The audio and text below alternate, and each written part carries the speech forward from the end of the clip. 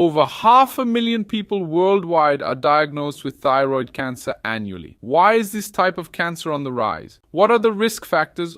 What are the warning signs? Lastly, I'll address a common question about diet and thyroid health. Can diet increase thyroid cancer risk or cause hormonal issues? What are the key nutrients? Are there thyroid supplements? Let's start by explaining that thyroid cancer is rising due to two main factors. First, diagnosis has become much easier. Now, thyroid ultrasounds are widely available in many places. Other tests like CT scans and MRIs often serve as starting points for diagnosis, as people sometimes discover thyroid nodules during unrelated exams. That there was a suspicious lump, a large nodule, you end up getting a thyroid ultrasound. Many people discover it by chance. Others find out because the diagnosis is more widely discussed. Many people come to my office, as I'm a doctor and endocrinologist.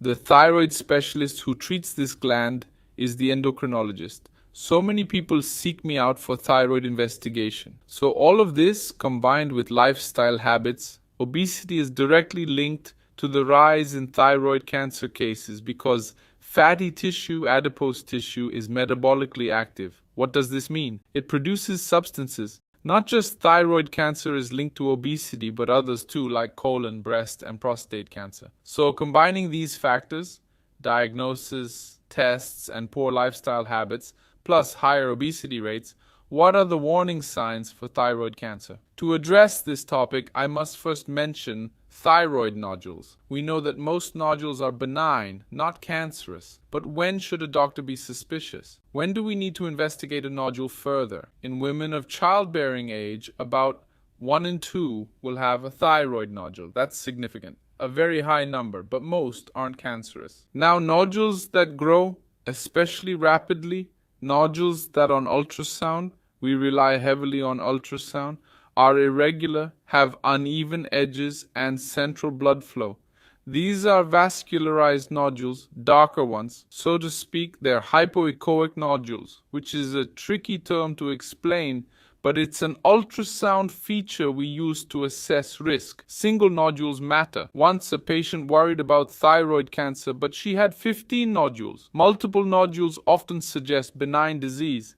Having just one nodule is a factor doctors use to evaluate risk. If a nodule is taller than wide, that's another risk factor. Microcalcifications in the nodule are also considered by doctors, as well as whether the nodule is solid. Cystic nodules with fluid tend to have more benign characteristics. The doctor will assess all these factors to determine if further investigation is necessary. As you can see, it's not just one characteristic that determines if a nodule needs investigation, whether a fine needle aspiration biopsy, FNAB, should be performed, or if the doctor should use another test to determine if further investigation is needed, or if more detailed monitoring is required. There's a scoring system for these factors I mentioned, called TIRADS. TIRADS was created to standardize doctors' approaches, as they notice varied responses to the same nodule. So this system aims to standardize these approaches. So item number 1 is thyroid nodules with characteristics that increase cancer risk. Remember,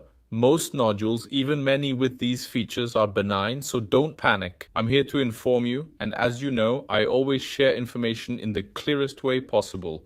So I'll state up front that most nodules are benign, but we must investigate nodules with features that raise the risk of thyroid cancer. The second warning sign for thyroid cancer is enlarged lymph nodes. Those small lumps that swell when you have tonsillitis, for example, in the neck area. You've surely noticed them before when you've had the flu. You get these swollen lymph nodes, these little lumps that enlarge during infections. If you have enlarged lymph nodes without an active infection, it requires investigation. And if you have a thyroid nodule, it's a factor that could indicate a higher risk, a warning sign for thyroid cancer. The third warning sign is voice changes, such as hoarseness, because often the nodule can affect a nerve called the recurrent laryngeal nerve, and this nerve can cause voice changes. So hoarseness is also a warning sign. Number 4 is difficulty swallowing. There are symptoms called compressive symptoms of thyroid cancer. Depending on its location, it can compress the esophagus, causing discomfort when eating. There's a characteristic to this discomfort and difficulty swallowing. It starts with solids and progresses to liquids. Unlike swallowing difficulties from a stroke, for example, of neurological origin, starting with liquids and progressing to solids. It's different, starts with solids and progresses to liquids. The fifth warning sign for thyroid cancer is neck pain. Many patients feel pain when I palpate their thyroid, and that's not normal, okay? Pain in the thyroid area isn't normal. Sure, you'll feel discomfort during a thyroid exam, but actual pain isn't normal. Some patients feel sharp pain when touched. That's a red flag, got it? Or pain when moving your head. Thyroid pain isn't normal and needs thorough investigation. The sixth warning sign is trouble breathing. Shortness of breath, especially when lying down, can also be from compression. Depending on location, it can compress the trachea, affecting airflow to the lungs. A narrowed trachea can cause shortness of breath. This is also a warning sign for thyroid cancer. And number 7, patients often report coughing. Unexplained cough without infection or other causes could be thyroid related. It's a symptom that can increase coughing frequency. So what should we do? How do we proceed? Are there foods that can harm the thyroid or specific foods that can help the thyroid?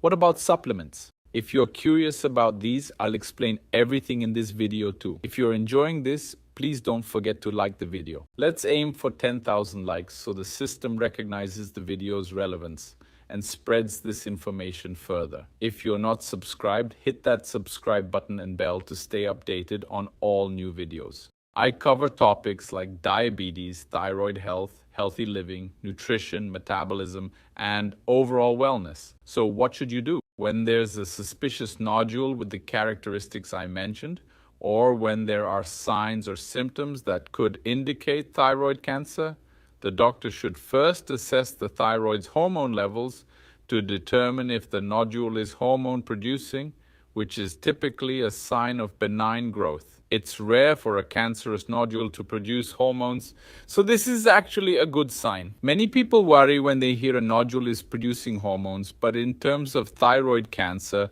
it's often viewed as a positive indicator, suggesting benignity. In this case, the treatment approach differs, focusing on managing hormone levels. When this nodule doesn't produce hormones, it's a suspicious nodule. The doctor can request an exam called fine needle aspiration, and depending on the result of the puncture, they'll proceed.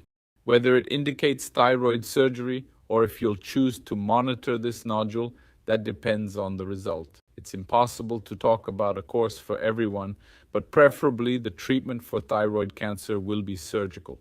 Now let's talk about diet and thyroid. Now that there is a specific diet for thyroid, what nutrients does the thyroid need?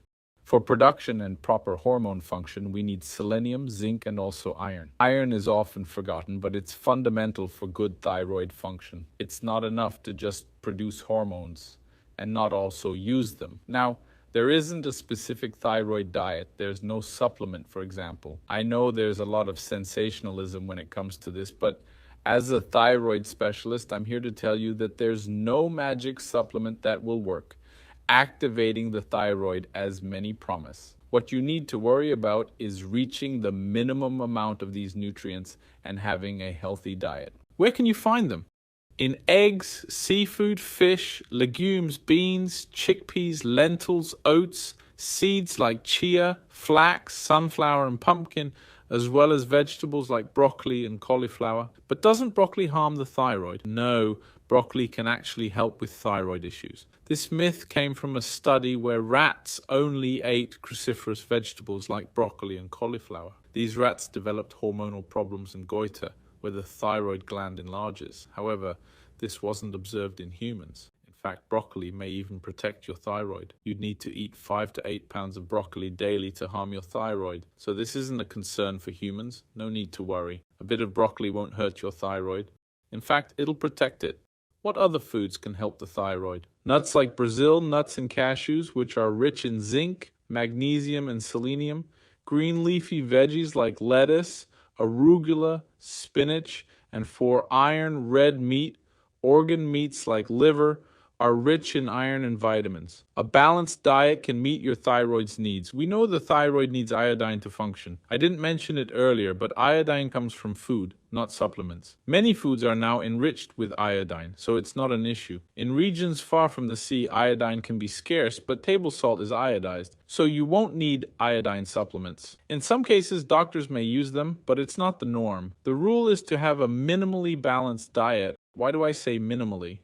Because eating small amounts of these foods meets the thyroid's needs. It's not hard to achieve this with healthy eating. I stress healthy eating to avoid thyroid detox and supplement scams. Doctors may identify thyroid issues like autoimmune diseases where patients don't produce hormones. In such cases, the doctor can prescribe thyroid hormone replacement. This differs from supplementation, okay? It's a treatment for conditions like autoimmune hypothyroidism. Many patients mistakenly think of it as a supplement. This is a thyroid hormone replacement treatment. Comment below if you have any thyroid nodules or hormonal issues. Let me know if you take thyroid medication. Also mention which city you're from. I'm recording this video from Porto Alegre. Leave a comment and I'll send you a hug. I always like to know. Now I'll give you a recommendation. It's a video where I talked about diabetes. Do you know the best and worst foods for diabetes? That's when it matters. It's really important.